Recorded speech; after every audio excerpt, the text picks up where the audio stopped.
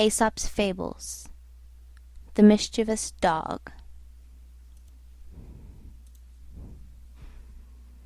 There was once a dog who used to snap at people and bite them without any provocation, and who was a great nuisance to everyone who came to his master's house. So his master fastened a bell round his neck to warn people of his presence. The dog was very proud of the bell, and strutted about tinkling it with immense satisfaction. But an old dog came up to him and said, "The fewer airs you give yourself the better, my friend. You don't think, do you, that your bell was given you as a reward of merit? On the contrary, it is a badge of disgrace." Notoriety is often mistaken for fame. End of The Mischievous Dog.